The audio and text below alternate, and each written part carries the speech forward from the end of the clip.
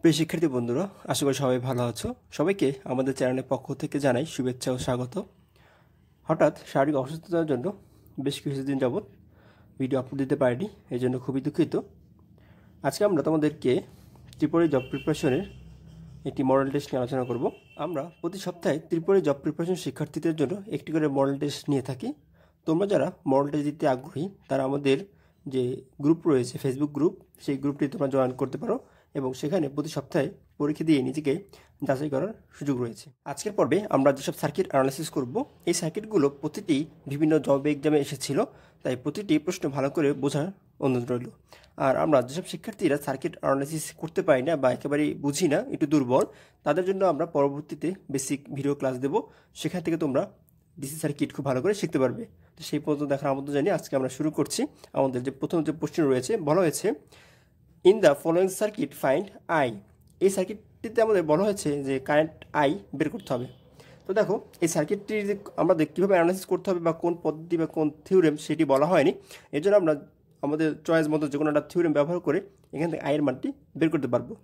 তো আমরা এখানে যে প্রশ্ন সমাধান করেছি সেখানে নোট ব্যবহার করেছি, নোডাল অ্যানালাইসিস পদ্ধতি করেছি। তোমরা চাইলে অন্য পদ্ধতিও করতে পারো যারা আর কি বুঝে ভালো করে। তো দেখো আমরা কীভাবে নোডাল অ্যানালাইসিসটা করেছি। তো নোডাল অ্যানালাইসিস করার জন্য আমরা কন্ডিশন হচ্ছে আমাদের এখানে কতগুলো নোট রয়েছে সেই নোটগুলোকে ফাইন্ড আউট করা। তো দেখো আমরা যদি নোট ফাইন্ড আউট করি তাহলে দেখতে পাচ্ছি এখানে নোট 1 যদি নাম দিই আমরা V1, নোট 2 V2 এবং নোট 3 V3। তো এখন দেখো নোট বলতে কী বোঝায়, এটা যদি আমরা না বুঝি, সেটা হচ্ছে নোট বলতে বোঝায় মূলত একটি পয়েন্ট, যে পয়েন্ট থেকে কারেন্টগুলো ভাগ হয়ে যাচ্ছে বা বিভক্ত হয়ে যাচ্ছে, শর্টকাট। তাহলে আমরা দেখো এই যে বি পয়েন্ট হয়, তাহলে এই পয়েন্ট থেকে দেখো কারেন্টের একাধিক পথ রয়েছে, এই পয়েন্টেও আমাদের নোট বলতে পারি, এখানেও আমি কি সেম নোট বলতে পারি। তো আমাদের এখানে 3টি নোট রয়েছে। এখন এই 3টি নোটে ভোল্টেজ কত রয়েছে দেখো, আমরা যদি একটু লিখতে পারি V1 এর ভোল্টেজ কত 14 এবং V1 কত পজিটিভ, এখানে নেগেটিভ, তো পজিটিভ 14 ভোল্ট। এরপরে দেখো আমাদের V3 এখানেও রয়েছে কত আমাদের নেগেটিভ, V3 কত 30 ভোল্ট। তো এই জন্য আমরা লিখেছি নেগেটিভ 30 ভোল্ট। এরপর দেখো আমাদের V2, এই V2 ভোল্টেজটা আমরা জানি না। এখন দেখো খেয়াল করে আমাদের এখানে যে কারেন্টটি মানটি বের করতে হবে বলা হয়েছে সেটা কিন্তু 30 ভোল্টের পরে এই ব্রাঞ্চে রয়েছে।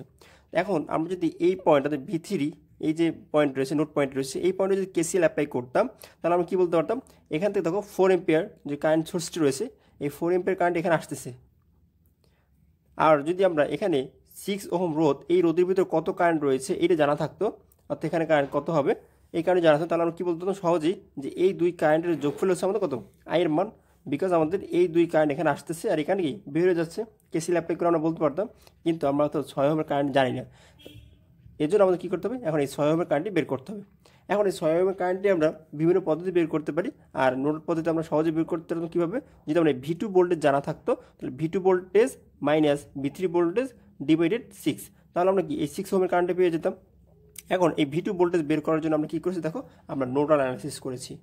এখন নোডাল অ্যানালাইসিস কীভাবে করতে হয় সে সম্পর্কে আমরা পরবর্তীতে বিষয়ে আলোচনা করব। শুধুমাত্র এখানে আমরা ম্যাথটি সমাধান করার জন্য যতটুকু দরকার ততটুকুই তোমাদেরকে দেখাচ্ছি। তো আমরা যদি এই V2 এই পয়েন্টে নোড অ্যানালাইসিস করি, কারণ এই পয়েন্টে আমরা ভোল্টেজটা জানি না, আমরা V1 এবং V3 জানি বাট V2 জানি না, আমরা এই V2 পয়েন্টে নোড অ্যানালাইসিস করবো। এই জন্য আমরা প্রথমে কী করবো, যে আমাদের V2 এই রেফারেন্স ভোল্টেজ সাপেক্ষে অর্থাৎ এই পয়েন্ট থেকে যতগুলো কারেন্ট আমাদের ভাগ হয়ে যাচ্ছে সেই সকল কারেন্টগুলোকে আমরা হিসাব করব। V2 by V1, V2 minus V1 by হচ্ছে গিয়ে 1 ohm, V2 minus V1 by হচ্ছে 1 ওহম প্লাস এরপরে হচ্ছে আমাদের V2 বাই এখানে হচ্ছে গ্রাউন্ড, এটা আমাদের 0 ভোল্ট। তাহলে V2 মাইনাস 0 ভোল্ট যদি দিই তাহলে আমাদের কী লিখতে পারি সরাসরি V2 বাই 3। এরপর আমাদের কত V2 মাইনাস V3 বাই হচ্ছে 6 ইকুয়াল টু 0।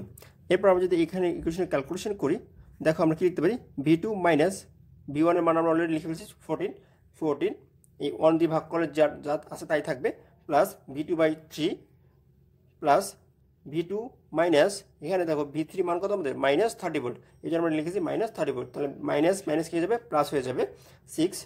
এরপর যদি আমরা ক্যালকুলেশন করি এখান থেকে আমরা V2 যদি কমন নেই এই ইকুয়েশন থেকে তাহলে লিখতে V2 1 plus 1 by 3 plus 1 by 6, কারণ এখানে হচ্ছে 1 বাই 6, এখানে হচ্ছে 1 বাই 3। এরপর আমাদের 14 মাইনাস 30 বাই 6, এখানে 30 বাই 6 থাকবে, সেই মানটি এখানে রয়েছে। এইপর ইকুয়েশন আমরা যদি সলভ করি সহজ করে আরও, তাহলে আমরা কী লিখতে পারি এখান থেকে যে আমাদের V2 ইকুয়াল টু 6 ভোল্ট। এই ইকুয়েশন আমরা সলভ করলে পাবো V2 ইকুয়াল টু 6 ভোল্ট। এখন দেখো আমরা কি বলেছিলাম যে এই পয়েন্ট আমরা V3 পয়েন্টে KCL অ্যাপ্লাই করবো। তাহলে দেখো এখানে 6 ওহমের ভিতর দিয়ে আগত কারেন্ট এবং 4 ওহম এই 4 এম্পিয়ারের ভিতর আগত কারেন্ট, এই দুই কারেন্টের যোগফল হচ্ছে আমাদের I কারেন্ট। আমরা সেটা লিখেছি I = V2 - V3/6 + 4 এম্পিয়ার। তো আমাদের এখানে V2 ভোল্ট কত 6 ভোল্ট, আমরা এখান থেকে 6 - 30/6 + 4 অর্থাৎ 10 এম্পিয়ার। I এর মান হচ্ছে কত 10 এম্পিয়ার। তো এই সার্কিটটা আমরা এভাবে সহজে সমাধান করতে পারি। এরপর আমরা কোশ্চেন 2 তে যে প্রশ্নটি করেছিলাম সেটি হচ্ছে calculate I1, I2 and I3 in the following circuit. তো এই সার্কিটটি থেকে আমাদের I1, I2 এবং I3 মানটি বের করতে বলা হয়েছে এবং লুপ ডিরেকশন দেওয়া ছিল, এরকম লুপ ডিরেকশনও দেওয়া ছিল। তো দেখো আমরা যদি এই সার্কিট থেকে কারেন্টের মানটি বের করতে যাই তাহলে দেখো I1 এর মানটি বের করার জন্য আমাদের কোনো কিছু ভাবার প্রয়োজন নেই, বিকজ আমাদের এখানে I1 এর যে কারেন্টের মান সেটি দেওয়া আছে অলরেডি। এখানে ডিরেকশনে দেওয়া আছে হলে কি আমাদের ডিরেকশন যেদিকে সোর্সের ডিরেকশনটা বিপরীত দিকে। সো আমরা এখান থেকে I1 এর মানটি হবে কত -1, ইজিলি বলে দিতে পারি, এটার জন্য কোনো ভাবার প্রয়োজন নেই। I1 = -1 এম্পিয়ার, অ্যান্সার শেষ। এরপর দেখো আমাদের I2 এবং I3 মানটি বের করতে হবে।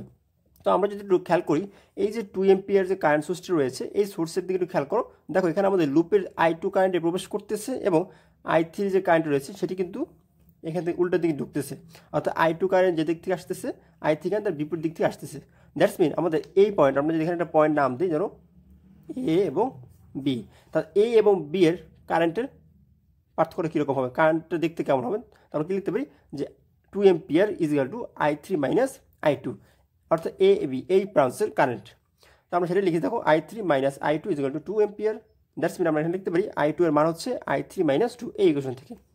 এরপরে আমরা যদি এই টোটাল যে সার্কিট রয়েছে এই সার্কিটের একটা KVL অ্যাপ্লাই করার চিন্তা করি তাহলে কী করতে পারবো, দেখো আমাদের লুপের ক্ষেত্রে আমরা কি জানি যে আমাদের এটি হতে হবে একদম একেবারে সোর্স ফ্রি, কোনো কারেন্ট সোর্স থাকতে পারবে না KVL এর ক্ষেত্রে। তো আমাদের এই সোর্সকে আমরা ইগনোর করি, এই সার্কিটগুলো আমাদের বাদ দিয়ে দিই, তাহলে আমরা কী লিখতে পারি এখান থেকে আমরা যদি এটার নাম দিই এরকম AB, তাহলে দিলাম C, এখানে D E, এখানে দিলাম ধরো F। তাহলে আমরা কী লিখতে পারি এখান থেকে যে C A D E B F C, এই যে লুপটি রয়েছে এই লুপের ভিতরে আমরা একটা KVL অ্যাপ্লাই করব। তার আমরা কী লিখতে পারি যে 10 - 2 I2 - I1, কারণ কি আমাদের এখানে যে 2 ওহম যে রেজিস্টার রয়েছে এখানে দেখো আমাদের এখান থেকে আমাদের I2 কারেন্টটি যাচ্ছে এবং এখান থেকে I1 কারেন্টটি আসতেছে বিপরীতমুখী, এই জন্য I2 - I1। এরপর কথা আমাদের এখন দেখো সাইনের ক্ষেত্রে অনেক একটু যদি না বুঝি সেটা হচ্ছে কারেন্ট যেদিক থেকে ঢুকবে আমরা সেদিকে কী করবো প্লাস সাইন দেবো, আর যেদিক থেকে বের হয়ে যাবে সেদিক থেকে মাইনাস সাইন দেবো। তো সেই অনুযায়ী আমরা এখানে কারেন্টের ডিরেকশন ধরে ধরে করবো, এখানে আমাকে প্লাস মাইনাস। ওকে, এরপর দেখো আমরা যদি এখানে লিখি 10, অর্থাৎ শেষ সাইন যদি ধরে আমরা 10 - 2 I2 - I1, এরপর হচ্ছে আমাদের শেষ সাইন -2 I3 - I1, বিকজ আমাদের এখানে I3 যাচ্ছে আর এখান থেকে I1 আসতেছে, এই জন্য I3 - I1। এবার কত এখান থেকে আমরা কত -6 I3 = 0। তো আমরা এই ইকুয়েশনকে যদি সলভ করি তাহলে আমরা কি পাবো যে 10 - 2 I3 + 4 - 8 I3 - 4 = 0। এরপর এখানে আমরা সহজে I3 মানটা পেয়ে যাব এবং I3 মান পেয়ে গেলে আমরা I3 মানটা এখানে বসাবো, তাহলে আমরা কি I3 মানটা পেয়ে যাব। তো এইভাবে আমরা খুব সহজে এই সার্কিটটিকে অ্যানালাইসিস করে I1, I2 এবং I3 এর মানটি বের করতে পারবো। তো আশা করি তোমরা ভালো করে বুঝতে পেরেছো। এরপরে আমাদের পরবর্তী যে প্রশ্নগুলো ছিল সেগুলো ছিল এরকম। তো দেখো কোশ্চেন 3-তে বলা হয়েছে determine the current IA, IB and IC in the following circuit using mesh analysis. তো আমাদের এই যে সার্কিট রয়েছে এই সার্কিটের কারেন্টগুলো বের করতে হবে মেশ অ্যানালাইসিস পদ্ধতিতে। তো মেশ অ্যানালাইসিস পদ্ধতি করার জন্য আমাদের প্রথমে এখানে কতগুলো মেশ রয়েছে বা লুপ রয়েছে সেটি দেখতে হবে। তো আমরা দেখো এখানে মেশ রয়েছে মূলত দুটি, যদি আমরা এটা আইডেন্টিফাই করি এখানে I1 মেশ 1 এবং I2 মেশ 2। তো মেশ অ্যানালাইসিস করার জন্য আমাদের কতগুলো দিক আছে যেগুলো অবশ্যই খেয়াল রাখতে হবে। প্রথম দিক হচ্ছে সাইনগুলোকে খেয়াল রাখা, যদি সাইনের দিক পরিবর্তন হয়ে যায় তাহলে এর কারেন্টের মানও পরিবর্তন হয়ে যাবে, এই জন্য সাইনটিকে প্রথমে দিয়ে দিতে হবে। দেখো আমাদের সাইন কীভাবে দেবো, কারেন্ট যেদিক থেকে ঢুকবে সেই অনুযায়ী সাইন দেবো। তাহলে দেখো এখান থেকে কারেন্ট প্রবেশ করতে সেই জন্য এখানে প্রথম দেবো পজিটিভ, এরপর নেগেটিভ, পজিটিভ নেগেটিভ ফার্স্ট লুপের জন্য বা মেশ 1 এর জন্য। এবার মেশ 2 এর ক্ষেত্রে কি, মেশ 2 এর ক্ষেত্রে কারেন্টটি ঢুকতে এরকম করে, তাহলে এখানে হবে পজিটিভ, এখানে হবে নেগেটিভ, কারেন্ট ঢুকতেছে, তারপরে এখানে ঢুকতেছে পজিটিভ, এখানে হবে নেগেটিভ। তো আমাদের প্রথমে সাইন দেওয়া শেষ। এরপর আমাদের কী করবে, মেশ সমীকরণ লিখতে হবে যে ফর মেশ 1 48 I1 - 45 I2 = 40। এখন এটি কীভাবে হলো দেখো, সিম্পল বিষয়। এখান থেকে আমাদের আয়ন কারেন্টটি এই 45 ওহম রেজিস্টারের ভিতরে প্রবেশ করতেছে এবং এর ভিতরে দেখো I2 যে কারেন্টটি মেশ করে সেটি বেরোয় যাচ্ছে। দ্যাটস মিন আমরা এখানে লিখতে পারি যে I1 মাইনাস I2 45। তারপরে দেখো 45 যদি আমরা গুণ করে দিলে কত, 45 I1 মাইনাস 45 I2। এরপর দেখো আমাদের যে সাইনটি রয়েছে, আমরা যদি দ্বিতীয় সাইন ধরে হিসাব করি 40 মাইনাস 3, এখান থেকে কারেন্ট যাচ্ছে সেটা কত I1, তো 3I1। এরপর কত আমাদের শেষ sign minus 45 I1 minus I2, অর্থাৎ আমাদের এটা যে আমরা নাম দিই A থেকে B, অর্থাৎ এই ব্রাঞ্চের ভিতরে কারেন্টের মান হচ্ছে I1 minus I2 for mesh 1 এর জন্য। ওকে, আমরা সেই মানটি লিখেছি ইকুয়াল টু 0। তো এই কোয়েশনটি আমরা যদি সলভ করি তাহলে আমরা দেখো এখানে 3I1 আর এখানে রয়েছে 45 I1, দ্যাটস মিন আমাদের 48 I1। এবার আমাদের কত রয়েছে এখানে 45 I2। তো আমাদের এখান থেকে যদি ইকুয়েশন করি তাহলে ইকুয়েশনটা সর্বশেষ এভাবে সে দাঁড়াবে। অনুরূপভাবে মেশ 2 এর জন্য যদি আমরা চিন্তা করি, আমরা লিখতে পারি এখানে 4I2, এরপর আমাদের প্রথম সাইন যদি ধরি আমরা প্লাস, এরপর রয়েছে মাইনাস, এখানে রয়েছে 64, এরপরে প্রথম সাইন প্লাস, দ্যাটস মিন এরপর আমাদের 45 I2 মাইনাস I1। অর্থাৎ মেশ 2 এর জন্য আমাদের A থেকে B এই ব্রাঞ্চের কারেন্টের মান হবে তখন I2 মাইনাস I1। তো এই কোয়েশন আমরা সলভ করি তাহলে আসবে minus 45 I1 plus 49 I2 equal to 64। এরপর আমরা 1 নং ও 2 নং ইকুয়েশন যদি আমরা সমাধান করি তাহলে আমরা পেয়ে যাব I1 এবং I2 এর মান।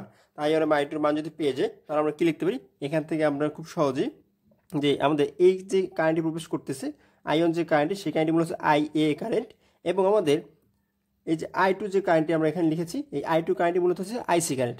এখন দেখো আমাদের প্রশ্ন বলা ছিল I2 কারেন্ট হচ্ছে আমাদের লুপ যেদিকে তার বিপরীতে, দ্যাটস মিন আমরা যে কারেন্টটি পাবো সেই কারেন্টটিকে একটি নেগেটিভ সাইন দিয়ে দেবো, কারণ হচ্ছে আমাদের IC ছিল লুপ যেদিকে, বাট প্রশ্ন ছিল লুপটা তার বিপরীত দিকে। এই জন্য আমাদের এখানে মাইনাস I2 হবে এবং যে ভ্যালু পাবো 14.9 এম্পিয়ার, এটা একটা মাইনাস সাইন দিয়ে দেবো। ওকে, এরপর দেখো আমরা যদি এখন আইবির কারেন্ট বের করতে তার কি লিখতে পারি, আমরা যদি এই পয়েন্টে কেসিএল অ্যাপ্লাই করি, কেসিএল অ্যাপ্লাই বলতে পারি আমরা এখান থেকে যে IA এবং প্লাস IC, আমাদের যে ডিরেকশন দেওয়া আছে প্রশ্নে সেই অনুযায়ী লিখতে পারি আমরা IA plus IC is equal to IB। এখন আমরা IA এবং IC এর মান জানি, সেখান থেকে আমরা বিয়োগ করি তাহলে আমরা খুব সহজেই IBর মানটি পেয়ে যাব। তো এই হচ্ছে আমাদের মেশ অ্যানালাইসিস ব্যবহার করে এই প্রশ্নটির সমাধান। এরপর সর্বশেষ যে প্রশ্নটি আমরা করেছিলাম যে এটি থেভেনিন থিওরেম ব্যবহার করে আমাদের এখানে 2.5 ওহমের ভিতরে কত কারেন্ট যাচ্ছে সেই মানটি বের করতে হবে। তো আমরা থেভেনিন থিওরেম ব্যবহার করে কীভাবে সার্কিট সমাধান করব সেটি আমরা জানি। প্রথমে আমরা কী করতে হবে, আরটিএস বের করতে হবে। আরটিএস বের করার জন্য শর্ত হচ্ছে যদি ভোল্টেজ সোর্স আছে এটিকে আমাদের শর্ট করে দিতে হবে, যদি শর্ট করে দিই তাহলে এরকম আসবে সার্কিটটা আমাদের।